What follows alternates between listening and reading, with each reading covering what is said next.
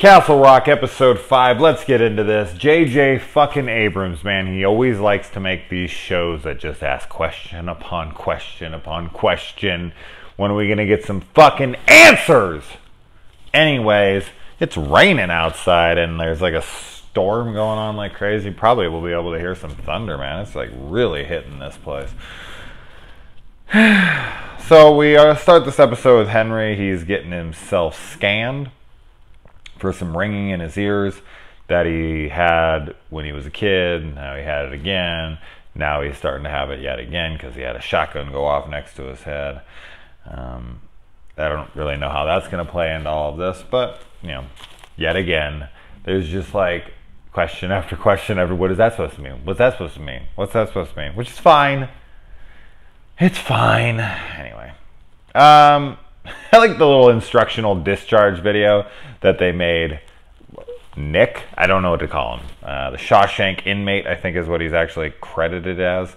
But I don't know, that was just kind of funny. It's like, that's not a real thing, is it? Like, they don't do that. Maybe at like some lower level ones, not like max security, but like maybe like minimum security.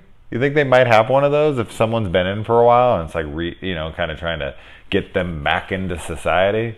I don't know. I went to jail for a DUI once, but I ain't never been like in prison, so I can't imagine anyone taking that seriously.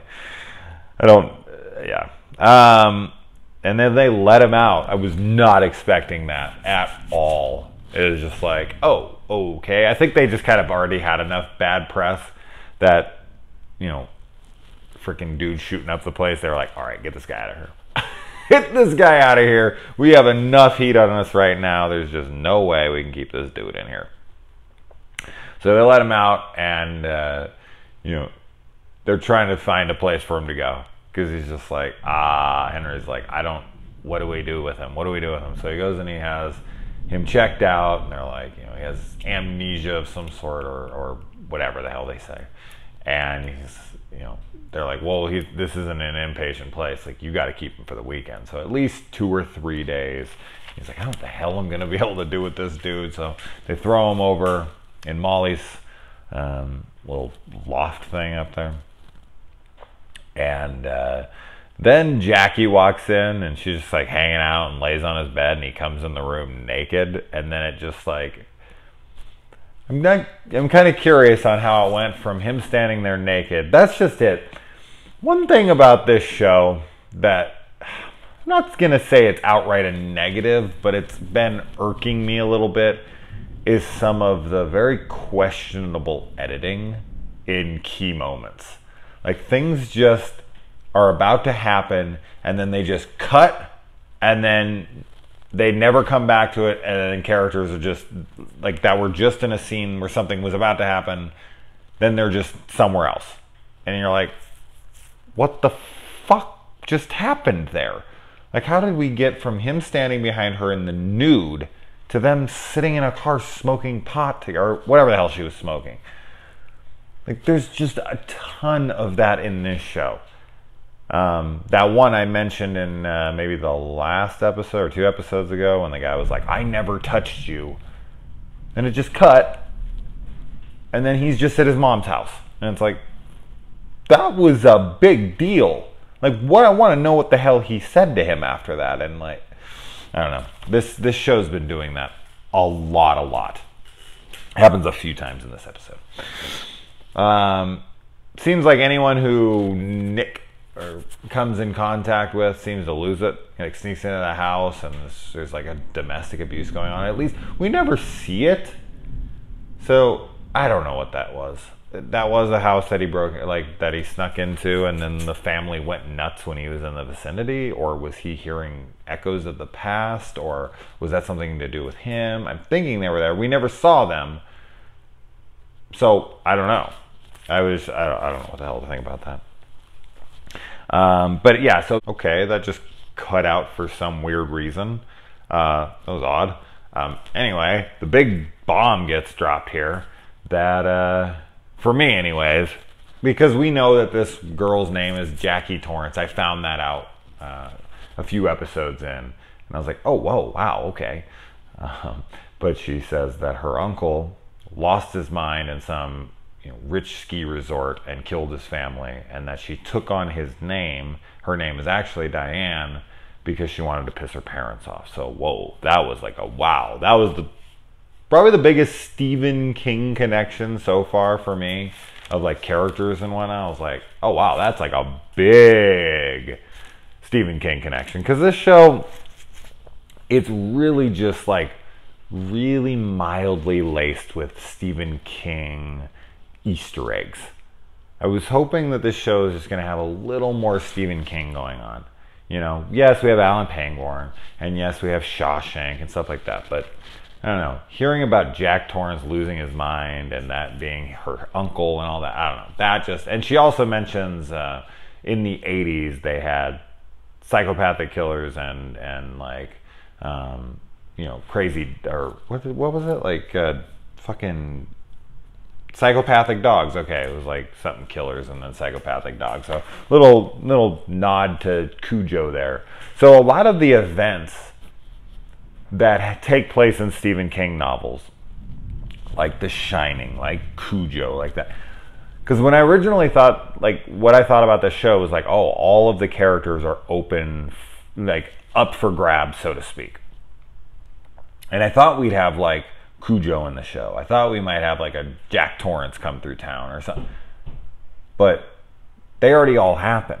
Like, this show is taking place in the aftermath of a lot of Stephen King's work, which is interesting for sure, but it's just a different show than I expected, I suppose. Did you hear that? Jesus Christ, it's loud out there. I don't know if you guys can hear that, picking that thunder up, but Jesus, it is loud.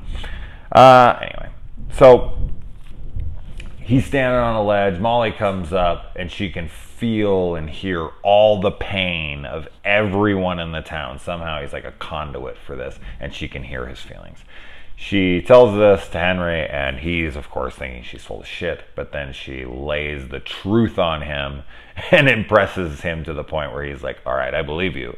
When she's like, telling him everything he's thinking about his tinnitus and that he hasn't eaten today and all this, and he's just like, because, yeah, I mean, you're not going to be a believer in that moment. I don't know when you're going to become one. So he definitely believes her now. We also find out that Nick can play piano. So he has some kind of memory. But at the end of the episode with Alan, this is all some act.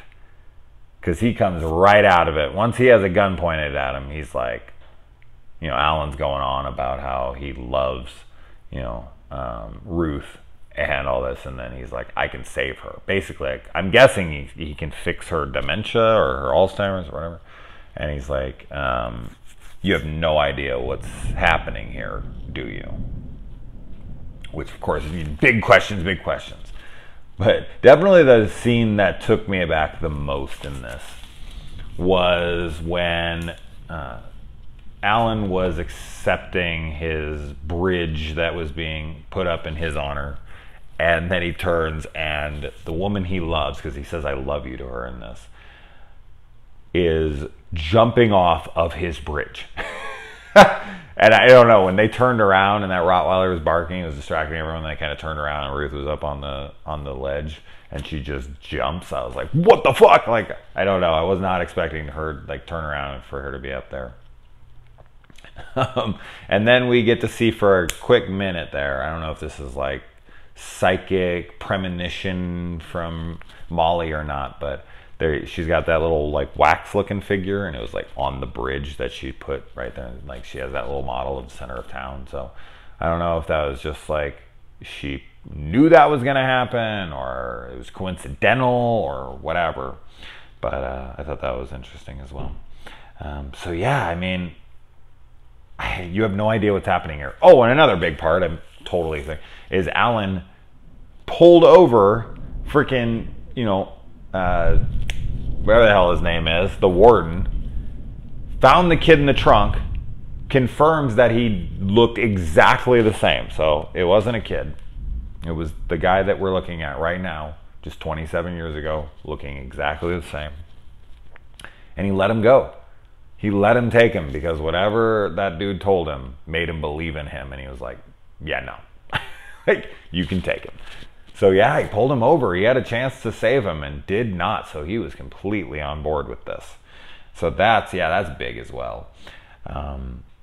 He asks him if he's the devil, and he says no.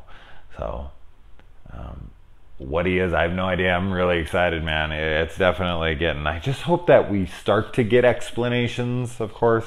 We don't need them all by any means, but we got some things. We got some little teases and fun things here, but really a lot of good things in this episode, for sure. A lot of moments where I was like, oh shit, oh, you know, whatever. But I think I got everything I wanted to talk about here.